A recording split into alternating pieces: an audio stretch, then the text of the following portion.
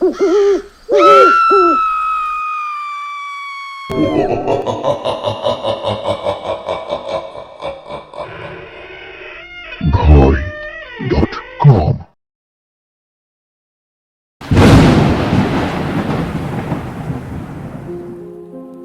আসসালামু আলাইকুম। আপনাদের অনেক অনেক স্বাগতম ভয়.com ইউটিউব চ্যানেলে। আশা করি আপনারা সকলেই অনেক ভালো আছেন এবং সুস্থ আছেন। কথা না বাড়িয়ে আমরা সরাসরি চলে যাব ঘটনায়। আশা করি আপনারা শুরু থেকে শেষ পর্যন্ত আমাদের সাথে থাকবেন।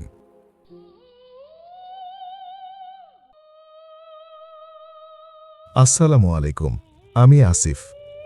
কিছু সমস্যার কারণে স্থানের নাম উল্লেখ করলাম না। আজকে আমি যে ঘটনাটি শেয়ার করব সেটা আমার বড় ভাইয়ের সাথে ঘটে যাওয়া একটা বাস্তব সত্য ঘটনা। আমার ভাইয়ের নাম আরিফ। এবার ঘটনায় ফিরি। ভাইয়া তার ভার্সিটি জীবন থেকেই একটা মেয়ের সাথে রিলেশনে ছিল। মেয়েটির নাম মাহি। মাহি আপু ছিল উচ্চ পরিবারের মা বাবার আদরের একমাত্র মেয়ে। আর আমরা দুই ভাই। আমাদের পরিবারও তেমন সচ্ছল ছিল না। মাহি আপুর পরিবারের সাথে আমাদের পরিবার কোনোভাবেই যায় না, কিন্তু মাহি আপু ভাইয়াকে অনেক ভালোবাসত। ঘটনাটি ঘটে ২০০৯ সালে। ভার্সিটি শেষ করার পর ভাইয়া একটা কোম্পানিতে সেলসে ছোটখাটো একটা চাকরি শুরু করে। হঠাৎ মাহি আপুর পরিবার আপুর জন্য একটা সম্বন্ধ ঠিক করে। ছেলে ইঞ্জিনিয়ার, কিন্তু আপু বিয়েতে রাজি ছিল না। সে তার বাসায় ভাইয়ার কথা জানালে মাহি আপুর বাবা সরাসরি না বলে দেয়। আরিফ ভাইয়া আর মাহি আপু দুজন মিলে তখন পালিয়ে বিয়ে করার সিদ্ধান্ত নেয়। তারা তাদের সিদ্ধান্ত মোতাবেক একদিন মাহি আপু তার বাসা থেকে পালিয়ে আসে। তারপর আরিফ ভাইয়া আর মাহি আপু দুজন রেজিস্ট্রি বিয়ে করে। বিয়ের পর ভাইয়া মাহি আপুকে নিয়ে সরাসরি আমাদের বাসায় চলে আসে। আমাদের পরিবার থেকে বিয়েটা মেনে নিলেও মাহি আপুর পরিবার এই বিয়ে কোনোভাবেই মেনে নেয় না। মাহি আপুর বাবা বলেছিল, এটা বিয়ে না, এটা অপমান। তারপর কেটে যায় এক সপ্তাহ। হঠাৎ একদিন মাহি আপুর আম্মু ফোন দিয়ে আপুকে আর ভাইয়াকে তাদের বাসায় যেতে বলে, আর বলে যে তারা সব মেনে নেবে। এ কথা শুনে মাহি আপু তো অনেক খুশি। সে ভাইয়াকে বিষয়টা জানালে ভাইয়া বাসায় বলে। আমরাও ভেবেছিলাম হয়তো তাদের রাগ অভিমান কমে গিয়েছে, সেই জন্য এখন মেয়ে আর মেয়ের জামাইকে মেনে নিতে চায়। তারপর নির্ধারিত দিনে আপু আর ভাইয়া মাহি আপুর বাসায় যায়। মাহি আপুর পরিবার ভাইয়াকে অনেক আদর আপ্যায়ন করে। এসব দেখে মাহি আপুর অনেক খুশি হয়, কিন্তু এই খুশি বেশি দিন স্থায়ী হয়নি। আপুর বাসায় যাওয়ার ৩ দিন পর থেকে আরিফ ভাইয়ার মাঝে অস্বাভাবিক কিছু পরিবর্তন আসে। ভাইয়া ঘুমের মধ্যে চিৎকার করে উঠত আর রাতে ঘুমের মধ্যে প্রলাপ বকত। কিছুই মনে রাখতে পারত না। হঠাৎ আপু একদিন ভাইয়ার গলায় একটা কালো দড়ির মতো দাগ দেখতে পায়। আপু খেয়াল করে দাগটা দিনের বেলায় হালকা দেখা গেলেও রাতে সেটা গাঢ় হয়ে যেত। এক রাতে মাহির ঘুম ভাঙলে সে দেখে যে আরিফ ভাইয়া বিছানায় উঠে বসে আছে আর বিড়বিড় করে বলছে, আমাকে ফেরত দাও, আমি ওদের, আমাকে ফেরত দাও, আমি ওদের। পরের দিন মাহি আপু ভাইয়াকে নিয়ে নামকরা একটা ডাক্তারের কাছে যায়। ডাক্তার কিছু পরীক্ষা নিরীক্ষা করে বলে, আরিফ সাহেব সম্পূর্ণ সুস্থ, হয়তো অতিরিক্ত টেনশন আর কম ঘুমের কারণে এমন হচ্ছে। ডাক্তার কিছু ওষুধ লিখে দিয়ে সেগুলা খেতে বলে। সেদিন রাতে আপু তার ঘর গোছানোর সময় তোশকের নিচে নীল রঙের পলিথিন দিয়ে মোড়ানো একটা পুটলি খুঁজে পায়। পুটলিটা খুলতেই আপুর চোখ বড় বড় হয়ে যায়। পুটলিতে রাখা ছিল বিয়ের আগের আরিফ ভাইয়ের একটা ছবি, তাতে লাল কালি দিয়ে অচেনা ভাষার কিছু চিহ্ন আঁকা, কিছু কাটা নখ আর 7টা লোহার পেরেক। এসব দেখে আপু বুঝতে পারে আরিফ ভাইয়ের উপর হয়তো কালো জাদু করা হয়েছে। সেই রাতে আপু তার এক চাচাকে ফোন দিয়ে সব ঘটনা খুলে বলে। আপুর চাচা সব শুনে আপুকে একটা কবিরাজের ঠিকানা দিয়ে তার সাথে দেখা করতে বলে। পরের দিন সকালে চাচার দেয়া ঠিকানায় গিয়ে কবিরাজের সাথে দেখা করে। কবিরাজের কাছ থেকে আপু জানতে পারে যে বিয়ের 5 দিন পর মাহি আপুর পরিবার এক তান্ত্রিকের মাধ্যমে আরিফ ভাইয়ার উপর কালো জাদু করেছে, ভাইয়াকে শেষ করে দেওয়ার জন্য। কবিরাজের মুখে এসব কথা শুনে আপু হতবাক হয়ে যায়। সে কখনো ভাবতেও পারেনি তার পরিবার এমন কাজ করতে পারে। আপু কবিরাজের কাছে জাদু কাটানোর কথা জানতে চাইলে কবিরাজ বলে এই জাদু কাটানো বেশ কঠিন এবং জটিল, তবে কিছু নিয়ম মেনে কাজ করলে নির্দিষ্ট সময় পর জাদু কাটানো সম্ভব। কবিরাজ প্রথমে মাহি আপুকে তার বাসা থেকে আমাদের বাসায় চলে আসতে বলে। সেই পুটলিটা কবিরাজ তার কাছেই রেখে দেয় আর 3 দিন পর আবারও তার কাছে যেতে বলে। কবিরাজের কথা মতো মাহি আপু তার পরিবারকে কোনো কিছু বুঝতে না দিয়ে আমাদের বাসায় চলে আসে। বাসায় এসে আপু সব ঘটনা আমাদের খুলে বলে। সব শুনে আম্মা কান্নায় ভেঙে পড়ে। 3 দিন পর আপু আরিফ ভাইয়াকে নিয়ে আবারও কবিরাজের কাছে গেলে কবিরাজ জাদু কাটানোর প্রথম ধাপ শুরু করে। কবিরাজের ঘরটা ছিল মাটির। ঘরের মাঝখানে লাল কাপড় বিছানো ছিল আর তার চারপাশে চক দিয়ে গোল সীমানা দেওয়া ছিল। ঘরের 4 কোণায় 4টে মোমবাতি জ্বলছিল, কিন্তু অদ্ভুত ব্যাপার হলো ঘরের ভেতর কোনো বাতাস না থাকলেও মোমবাতির শিখাগুলো বারবার কেঁপে কেঁপে উঠছিল। কবিরাজ আরিফ ভাইয়াকে সেই লাল কাপড়ের উপর বসতে বললেন আর মাহি আপুকে বলেন বৃত্তের ঠিক বাইরে বসে থাকতে, এবং আপুকে হুঁশিয়ার করে বলেন, মা, তুই যাই দেখিস বা শুনিস না কেন, ভুলেও এই বৃত্তের ভেতরে হাত দিবি না বা আরিফকে স্পর্শ করবি না। যদি করিস তবে ওকে আর বাঁচানো যাবে না। এরপর কবিরাজ প্রথমে সেই নীল পুটলিটা হাতে নিলেন। কবিরাজ পুটলিটা খোলার সাথে সাথে ঘরের তাপমাত্রা হঠাৎ করেই যেন কমে যায়। আরিফ ভাইয়া এতক্ষণ চুপচাপ বসেছিল। পুটলিটা খোলার পর সে হঠাৎ করে কেঁপে ওঠে। তার চোখ বড় বড় হয়ে যায়। কবিরাজ বিড়বিড় করে মন্ত্র পড়া শুরু করলেন। তিনি একটা মাটির সরায় কিছু শুকনো লঙ্কা আর সরিষা নিয়ে তাতে আগুন ধরিয়ে দিলেন। ধোঁয়াটা যখন আরিফ ভাইয়ার নাকে গেল, ভাইয়া হঠাৎ বিকট স্বরে চিৎকার করে উঠল। সেই গলা আরিফ ভাইয়ার ছিল না, মনে হচ্ছিল কোনো হিংস্র জন্তুর ভারী কণ্ঠস্বর। ভাইয়া চিৎকার করে বলে ওঠে, আমি ওকে ছাড়ব না, ও আমার, ওকে বলির জন্য প্রস্তুত করা হয়েছে। মাহি আপু ভয়ে কেঁদে ফেলে। কবিরাজ ইশারায় কান্না থামানোর জন্য বলেন। এরপর শুরু হলো জাদু কাটানোর যুদ্ধ। কবিরাজ একটা কাঁচের বোতল থেকে কিছু পড়া পানি আর লাল রঙের একটা তরল মিশিয়ে আরিফ ভাইয়ার গায়ে ছিটিয়ে দিলেন। পানিটা ভাইয়ার গায়ে লাগতেই মনে হলো যেন ফুটন্ত তেল পড়েছে। ভাইয়া যন্ত্রণায় ছটফট করতে লাগল। তার শরীরটা ধনুকের মতো বেঁকে যেতে লাগল। মাহি আপু লক্ষ্য করল ভাইয়ার গলার সেই কালো দাগটা আস্তে আস্তে জীবন্ত হয়ে উঠছে। দাগটা যেন গলার চামড়ার নিচ দিয়ে সাপের মতো ধীরে ধীরে নড়াচড়া করছে এবং আস্তে আস্তে ভাইয়ার শ্বাসনালীর দিকে এগিয়ে যাচ্ছে। তখন কবিরাজ চিৎকার করে বললেন, বান, বান মেরেছে, ওরা আরিফের উপর মৃত্যু বান মেরেছে, এখনই আটকাতে হবে, না হলে আরিফের জীবনের ঝুঁকি আছে। তখন কবিরাজ একটা লোহার পেরেক বের করে আরিফের সেই ছবির উপর যেটা পুটলিতে ছিল সেটাতে জোরে আঘাত করতে লাগলেন। সাথে সাথে আরিফ ভাইয়া মুখ দিয়ে এক দলা কালো রক্ত বমি করে দেয়। রক্তের রং ছিল আলকাত্রাল মতো কালো আর বিশ্রী তীব্র দুর্গন্ধ। ঘরের পরিবেশ তখন ভয়াবহ। মনে হচ্ছিল ঘরের চালের উপর দিয়ে কেউ বা কারা দৌড়োদৌড়ি করছে। টিনের চালে ধুমধাম শব্দ হচ্ছে। আরিফ ভাইয়া তখন গোংড়াচ্ছিল। কবিরাজ মাহি আপুর দিকে তাকিয়ে বললেন, তোর স্বামীর গলার ওই কালো দাগটা হলো জমফাস। ওটা পুরোপুরি পেঁচিয়ে গেলে ওর মৃত্যু নিশ্চিত। এই তাবিজটা ধর, আমি মন্ত্র পড়া শুরু করলে তুই আল্লাহর নাম নিয়ে এই তাবিজটা তোর স্বামীর ডান হাতে বেঁধে দিবি। কিন্তু সাবধান, ও তোকে বাধা দেবে, কামড়াতে আসবে, কিন্তু তুই ভয় পাবি না। মাহি আপু কাঁপতে কাঁপতে তাবিজটা হাতে নিল।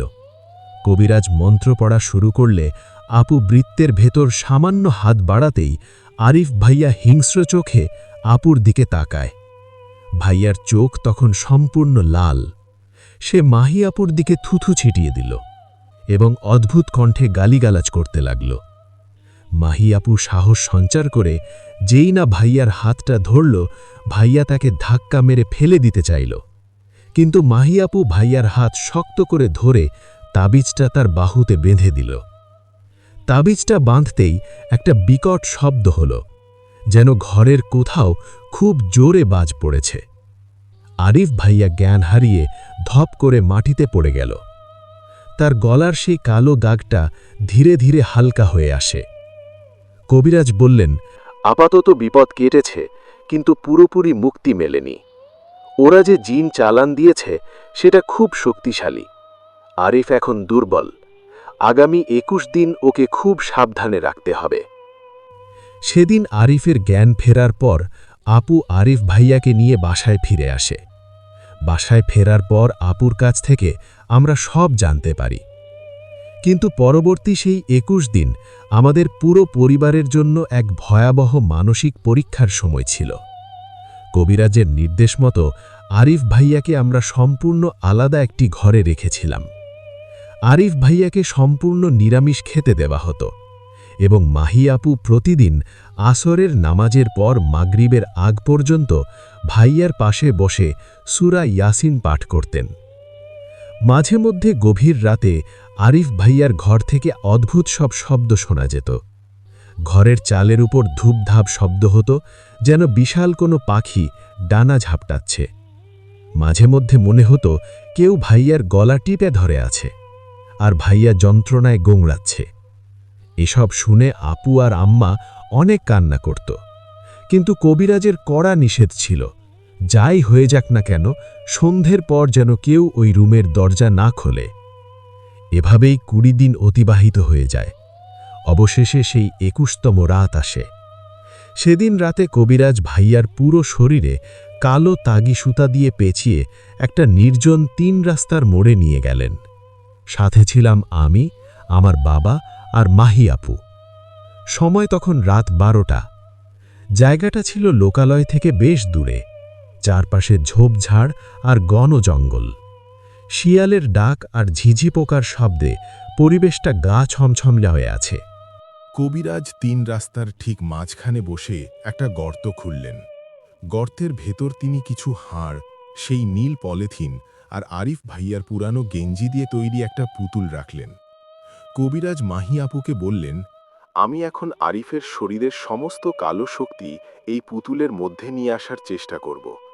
আরিফের ভেতরে থাকা জিন বিভিন্নভাবে বাধা দেওয়ার চেষ্টা করবে এবং ভয় দেখাবে, কিন্তু তোদের ভয় পেলে চলবে না। কবিরাজ মন্ত্র পড়া শুরু করলেন। তিনি আগে থেকেই জবাই করা একটা কালো মুরগির রক্ত গর্তের চারপাশ দিয়ে ছিটিয়ে দিলেন। মন্ত্রের আওয়াজ বাড়ার সাথে সাথে আরিফ ভাইয়া ছোটাছুটি শুরু করে। আমরা ৩ জন মিলেও তাকে ধরে রাখতে পারছিলাম না। কিছুক্ষণ পর ভাইয়া চিৎকার করে বলতে শুরু করে, আগুন, আমার শরীরে আগুন জ্বলছে, আমাকে বাঁচাও। হঠাৎ জঙ্গলের ভেতর থেকে প্রচণ্ড বাতাস শুরু হয়। মনে হলো যেন ঝড় উঠেছে, অথচ আকাশের কোথাও কোনো মেঘ নেই।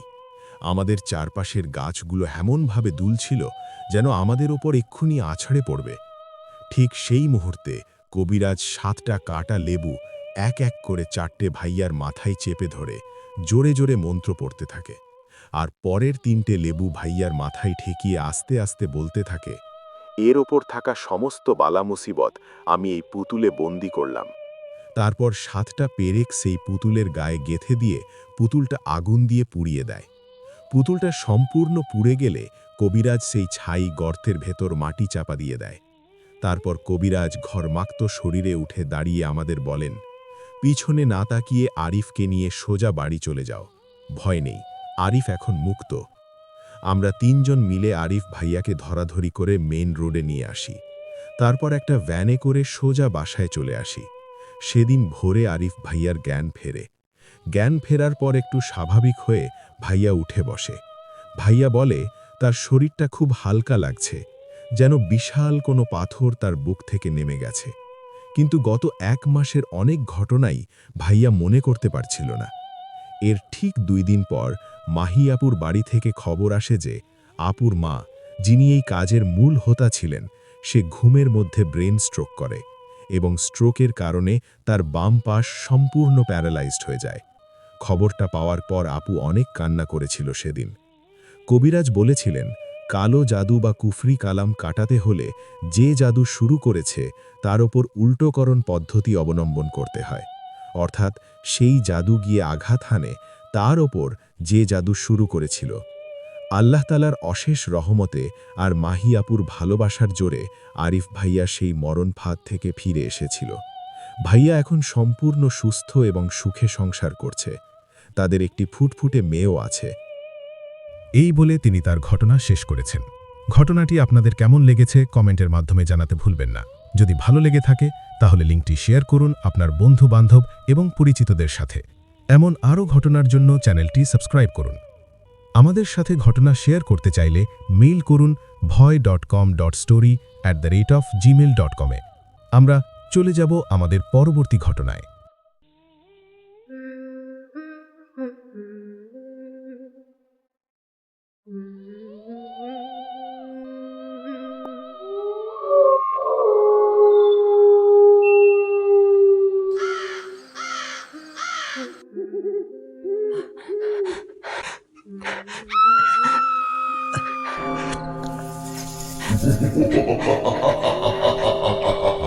Get ready to be scared with Bhoy.com। ভয়ের জগতে আপনাকে স্বাগতম।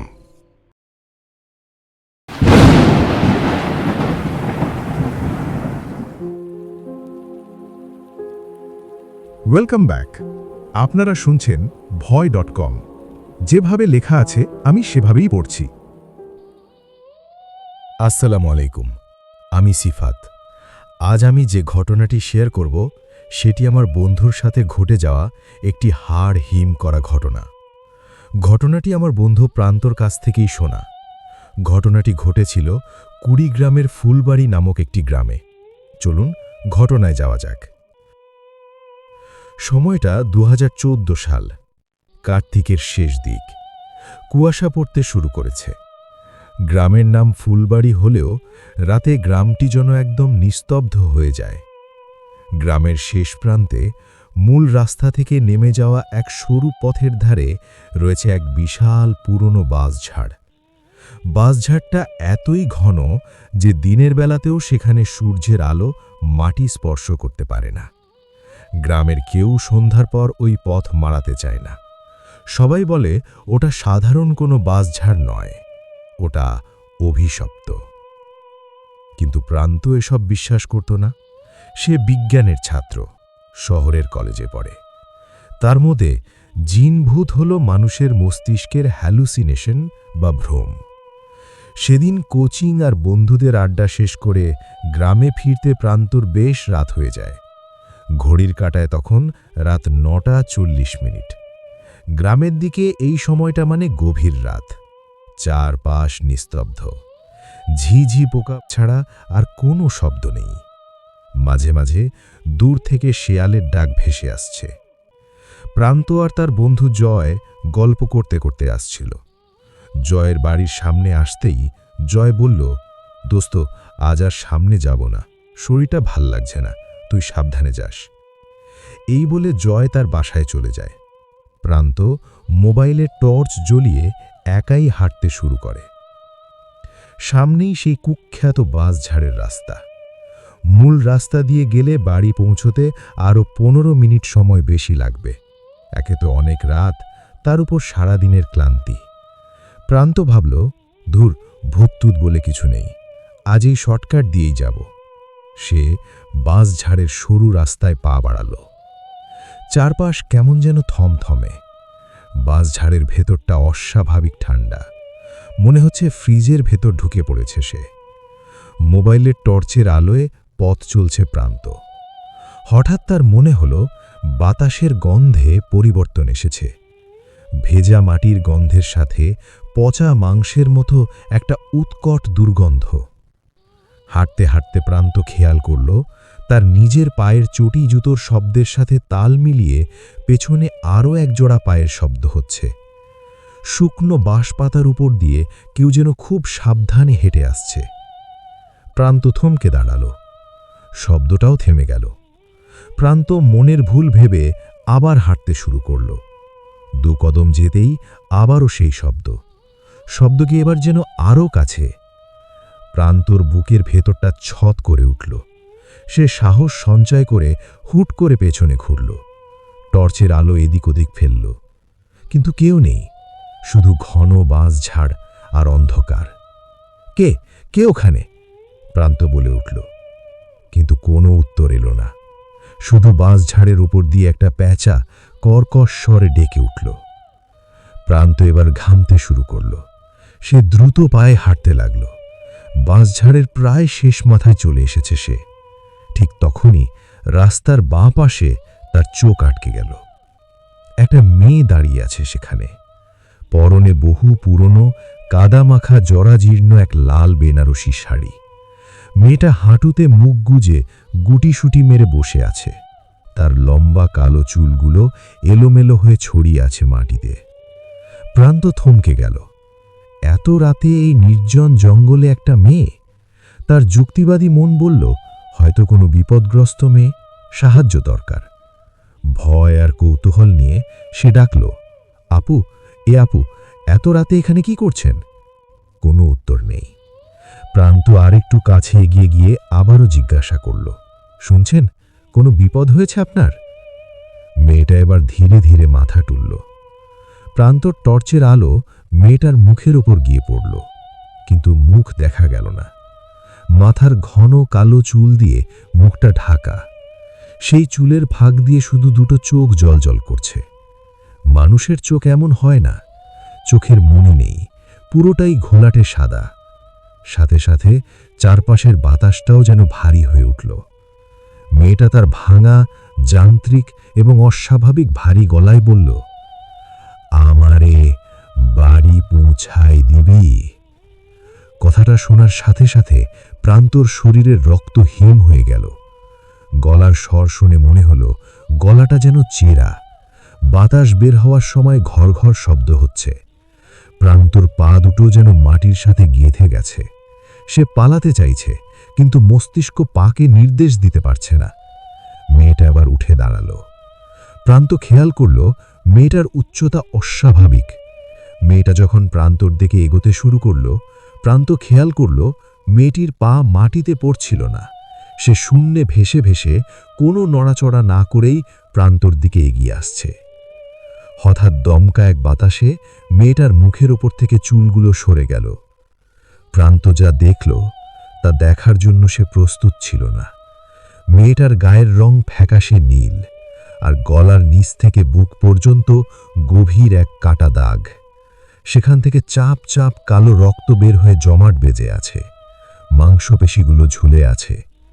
মেয়েটা প্রান্তর একদম কাছে চলে এলো।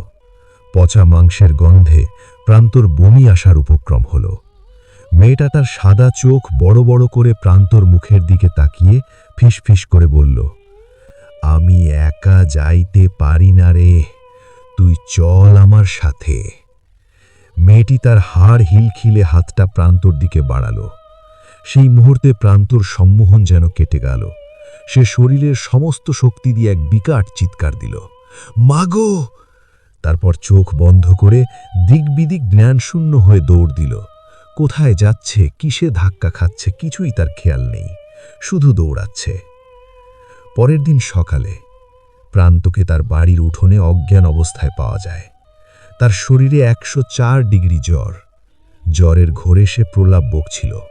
চোখ খুলতে চাইছিল না, শুধু বিড়বিড় করে বলছিল, ও এখনো দাঁড়িয়ে আছে, গলার নলি কাটা, ও আমাকে নিতে এসেছে। প্রান্তর বাবা গ্রামের নামকরা এক কবিরাজকে বাসায় নিয়ে আসলেন। কবিরাজ এসেই বললেন, বাতাস লেগেছে, খারাপ বাতাস।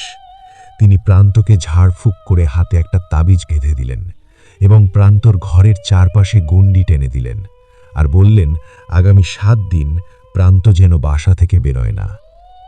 3 দিন পর প্রান্তর জ্বর কমে যায়। সুস্থ হওয়ার পর প্রান্ত যখন সবাইকে ঘটনাটি খুলে বলে তখন এক মর্মান্তিক ঘটনা জানতে পারে সে। 10 বছর আগে এই গ্রামেরই এক নতুন বউকে নাকি যৌতুকের জন্য তার শ্বশুরবাড়ির লোকেরা রাতের আধারে ওই বাঁশঝাড়ে নিয়ে গিয়ে গলা কেটে হত্যা করে। মেয়েটির পরনে সেই বিয়ের লাল শাড়ি। খুনিরা লাশটা ওই বাঁশঝাড়ে ফেলে রেখে পালিয়ে যায়। পুলিশ কাউকে ধরতে পারেনি, মামলা ধামাচাপা পড়ে যায়। গ্রামের এক মুরব্বীরা প্রান্তকে বলেছিল, তুই প্রথম না রে বাবা, ওই রাস্তা দিয়ে রাতে যারা গেছে অনেকেই ওই বউটাকে দেখেছে। যারাই তার ডাকে সাড়া দিয়েছে কয়েকদিন পর তাদের লাশ পাওয়া গেছে কোনো ডোবায় বা জঙ্গলে। তুই যে বেঁচে ফিরেছিস এটাই তোর ভাগ্য। সেদিনের পর থেকে গ্রামের সকলে মিলে ওই বাঁশঝাড়ের রাস্তা চিরতরে বন্ধ করে দেয়। সন্ধ্যার পর তো দূর, দিনের বেলাতেও কেউ আর ওই মুখ হয় না। আর প্রান্ত, সে এখন সুস্থ। পরবর্তীতে তার সাথে আর কোনো অস্বাভাবিক কিছু ঘটেনি। এই বলে তিনি তার ঘটনা শেষ করেছেন। ঘটনাটি আপনাদের কেমন লেগেছে কমেন্টের মাধ্যমে জানাতে ভুলবেন না। যদি ভালো লেগে থাকে তাহলে লিঙ্কটি শেয়ার করুন আপনার বন্ধু-বান্ধব এবং পরিচিতদের সাথে। এমন আরও ঘটনার জন্য চ্যানেলটি সাবস্ক্রাইব করুন। আমাদের সাথে ঘটনা শেয়ার করতে চাইলে মেইল করুন bhoy.com.story@gmail.com-এ।